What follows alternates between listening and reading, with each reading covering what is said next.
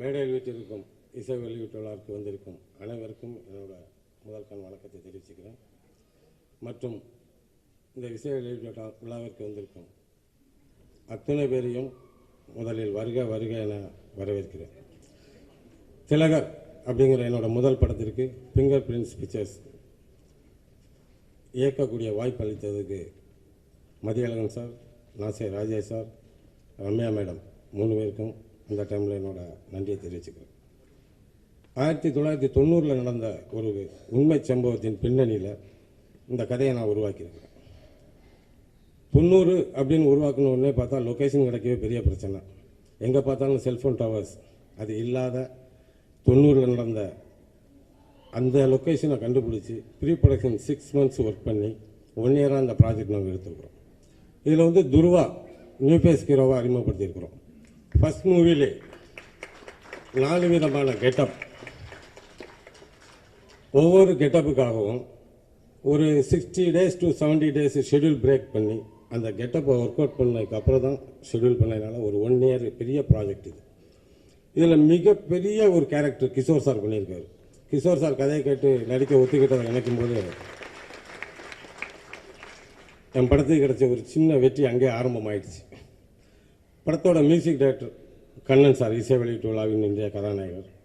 5 பெரிய பாடல்கள், 3 bit songs.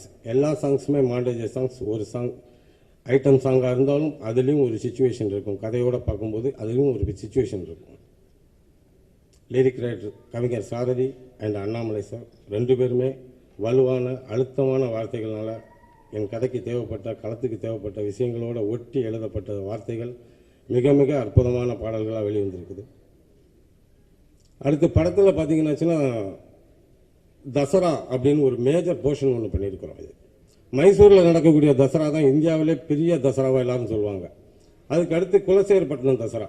Kulasekarapattinam தசராவில் last 9 நாள் நடக்கும் ஃபங்க்ஷனு. லாஸ்ட் நாள் ஃபங்க்ஷனில் 20 லட்சம் பேர் கூடுவாங்க. அந்த 20 லட்சம் பேரும் வந்து செல்ஃபோனை ஆன் பண்ணி வச்சுருக்காங்க. அன்றைக்கி நாங்கள் எடுக்க போகும்போது எல்லாரோட செல்ஃபோனும் சிக்னல் ஜாம் ஆகிடுச்சு. வாக்கி டாக்கி ஒர்க் பண்ணாது, யாருக்குமே கம்யூனிகேஷன் கிடையாது. அந்த 20 லட்சம் பேர் க்ரௌடில் ஒரு மிகப்பெரிய ஆக்ஷன் பிளாக், என்ரோல் பிளாக்காக கிஷோர் சாரோட ஒத்துழைப்பு, அந்த க்ரௌடில் அவங்க கொடுத்த ஒத்துழைப்பு, இந்த மேடையின் மூலம் அவருக்கு என்னோட ஸ்பெஷல் தேங்க்ஸை தெரிவிச்சுக்கிறேன். படம் ஆரம்பிக்கிறதுலேருந்து இன்னைக்கு வரைக்கும் எனக்கு முழு ஒத்துழைப்பு கொடுத்த தயாரிப்பாளருக்கும் இதன் மூலம் என்னோட நன்றியை தெரிவிச்சிருக்கிறேன். வந்திருக்கிற எல்லோரையும் மீண்டும் ஒரு முறை வருக வருக என வரவேற்று என்னோடய வாழ்த்துறையை நிறைவு செய்கிறேன். நன்றி. திலகர் இந்த படம் வந்து ஃபிங்கர் பிரிண்ட்ஸோட ஃபஸ்ட்டு படம். படத்தை வந்து ஃபஸ்ட்டு நான் அண்ணன் தானு பார்த்தோம். மிக சிறப்பாக இருந்தது. இந்த படம் வந்து மிகப்பெரிய வெற்றி பெறும்ன்ற நம்பிக்கை எனக்கு மட்டுமல்ல, எல்லாருக்குமே படத்தில் ஒர்க் பண்ண டெக்னீஷியன் அத்தனை பேருக்குமே அந்த நம்பிக்கை இருக்குது. அண்ணன் தானண்ணே சொன்னதில் இன்னும் எங்களுக்கு ரொம்ப கான்ஃபிடென்ட் வந்துச்சு. ஏன்னா தானண்ணன் வந்து கிட்டத்தட்ட 30-35 வருஷம் அந்த இண்டஸ்ட்ரியில் வந்து எது ஜெயிக்கும் நிர்மாணிக்கக்கூடிய இடத்துல இருக்கக்கூடிய ஒரு மிகப்பெரிய ஜாம்பவான். ஸோ அவர் பார்த்துட்டு இது நல்லா இருக்குது, நிச்சயமாக நல்லா வரும் அப்படின்னு சொன்னோடனே உண்மையாக அண்ணன் சொன்னது மாதிரி இந்த படம் பார்க்கும்போது எனக்கு பாரதிராஜா சார், அமீர் சார் உங்கள் ஞாபகம் தான் வந்தது. மீண்டும் அந்த மாதிரி ஒரு மண்வாசனை உள்ள படம். அப்புறம் வந்து தம்பி துருவா வந்து தமிழ் திரையுலகில் முன்னணி கதாநாயகர் வரிசையில் இடம் பிடிப்பார் என்ற நம்பிக்கை எனக்கு இந்த படத்தை பார்த்தவங்க நிச்சயமாக இருக்குது. அவர் வெற்றி பெறவும் மற்றும் இந்த படத்தில் பணியாற்றிய அனைவருக்கும் எனது வாழ்த்துக்களை தெரிவித்துக் கொண்டு விடைபெறுகிறேன். நன்றி, வணக்கம். திலகர் இசை வெளியீட்டு வந்திருக்கும் உங்கள் அனைவரையும் வருக வருக என்று வரவேற்கிறேன். இந்த திரைப்படத்தில் மொத்தம் 8 பாடல்கள் இருக்கின்றன. 3 குறும்பாடல்கள், 5 பெரும்பாடல்கள். நான் 6 பாடல்கள் எழுதியிருக்கிறேன். அண்ணன் அண்ணாமலை அவர்கள் 2 பாடல்கள் எழுதியிருக்கிறார். வழக்கமான திரைப்பாடல்கள் மாதிரி இந்த பாடல்களை நீங்கள் கடந்து போய்விட முடியாது. காரணம், ஒவ்வொரு பாடலிலும் எங்களுடைய என்று சொல்வதை விட இயக்குனருடைய கதையை அப்படியே நாங்கள் வரித்து கொடுத்திருக்கிறோம். படத்தில் முதல் பாடலாக வரும் தேவர் சமுதாய பாடல் ஒன்று இருக்கிறது. பொதுவாக இந்த மாதிரி பாடல்கள் எழுதும் பொழுது நிறைய கேள்விகள் வரும் என்று சில உண்மையான விஷயங்களை தவிர்த்துவிட்டு கடந்து போய்விடுவார்கள். அது எங்கிருந்து அந்த இடர்பாடு ஏற்படுகிறது என்று எனக்கு தெரியாது. ஆனால் இந்த படத்தில் தேவர் பாடலை எழுதும்போது அது தேவர் பாடல் என்றே நான் சுட்டிக்காட்டக்கூடாது. கதையின் அந்த சமுதாயத்தை பற்றி இருக்கிறதுனால அந்த வார்த்தையை நான் பயன்படுத்துகிறேன்.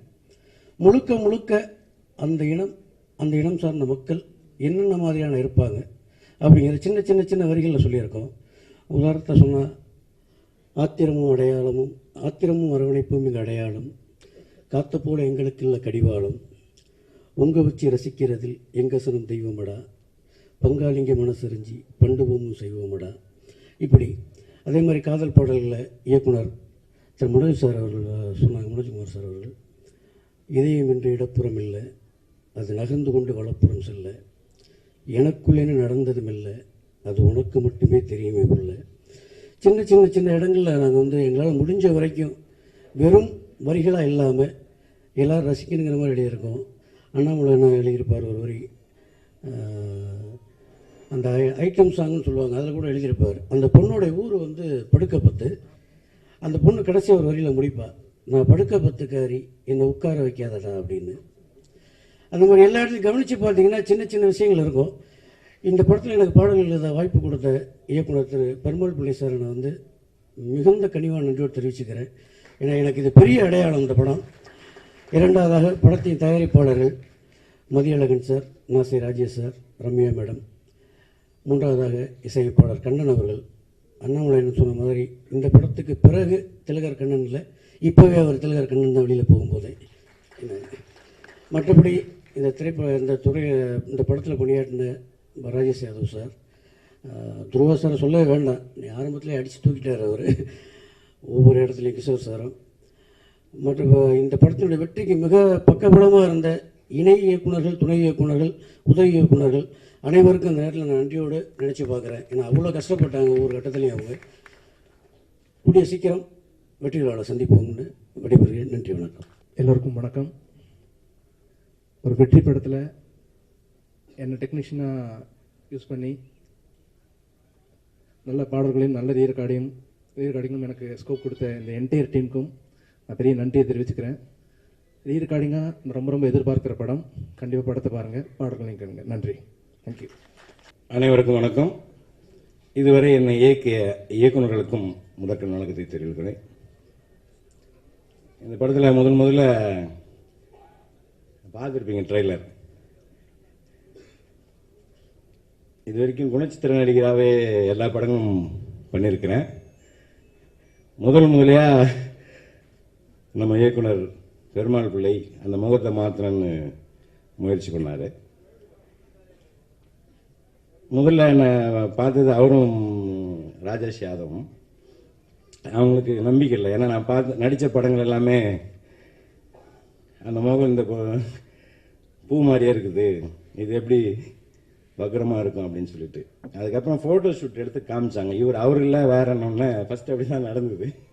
இயக்குநர்களுக்கு இவர் ராம் இல்லை சார் வேற. ஓகே, நாங்கள் அதுதான் இந்த படத்துடைய வில்லனா.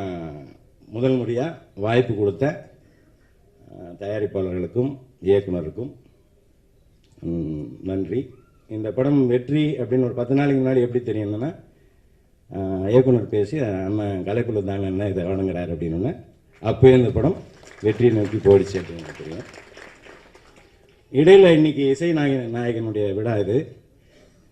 எப்பவுமே இயக்குனர் என்னன்னா அந்த பாடல்கள் வரும்போதெல்லாம் ஷூட்டிங் போது என்கிட்ட காமிப்பார் போட்டு.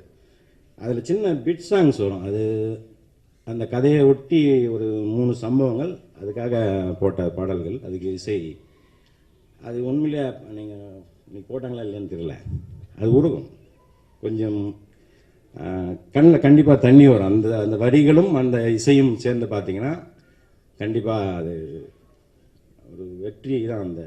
இந்த படத்துக்கு இசை பெரிய ப்ளஸ். ஆனால் சொன்னார் இந்த இசையக்குனர் சொல்லும் போதே சொன்னார், இந்த படம் ஆர்ஆர் ரொம்ப சிரமம் அப்படின்னு. உண்மையிலே நான் கதை கேட்கும்போது ஒரு கடினமான வேலை தான். அது கண்டிப்பாக பண்ணியிருக்காரு என்பது உண்மை, நான் கேட்ட அளவில்.